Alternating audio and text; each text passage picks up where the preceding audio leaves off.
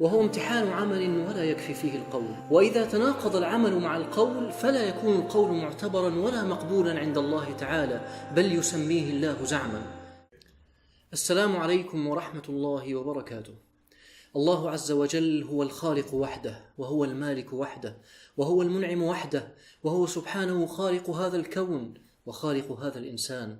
والله عز وجل خلقنا لغاية عظيمة وامتحان بالغ الخطورة، وسنتحدث في هذا الموضوع بإذن الله تعالى عن عدة محاور: طبيعة هذا الامتحان الرباني، خطورة هذا الامتحان الرباني، الصعوبات التي تواجه الإنسان فيه، وأخيرا المعينات التي وضعها الله للنجاح في هذا الامتحان.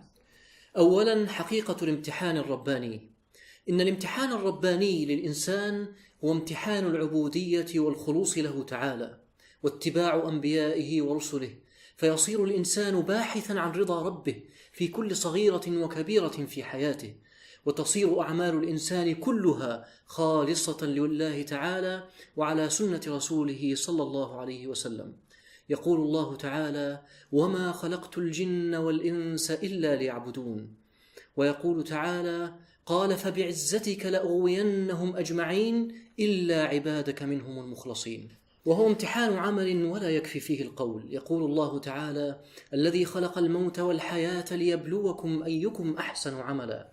ويقول تعالى: إنا جعلنا ما على الأرض زينة لها لنبلوهم أيهم أحسن عملا.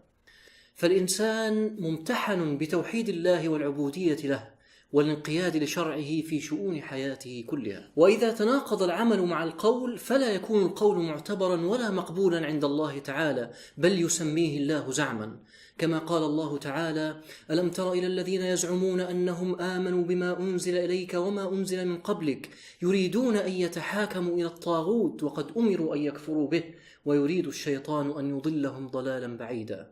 ويقول تعالى: ويقولون آمنا بالله وبالرسول وأطعنا ثم يتولى فريق منهم من بعد ذلك وما أولئك بالمؤمنين.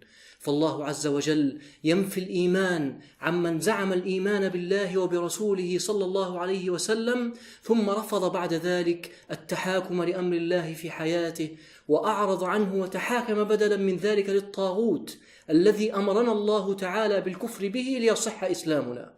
يقول الله تعالى: ولقد بعثنا في كل أمة رسولا أن اعبدوا الله واجتنبوا الطاغوت.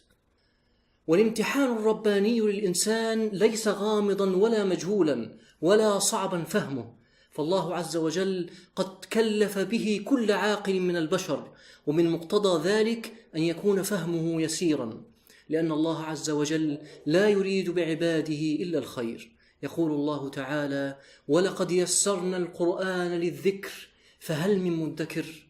ويقول تعالى: يريد الله ليبين لكم ويهديكم سنن الذين من قبلكم ويتوب عليكم والله عليم حكيم. والله يريد أن يتوب عليكم ويريد الذين يتبعون الشهوات أن تميلوا ميلا عظيما. يريد الله أن يخفف عنكم وخلق الإنسان ضعيفا.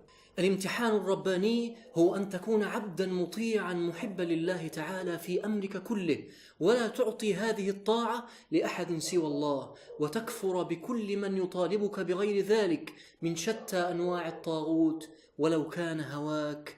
والسلام عليكم ورحمة الله وبركاته.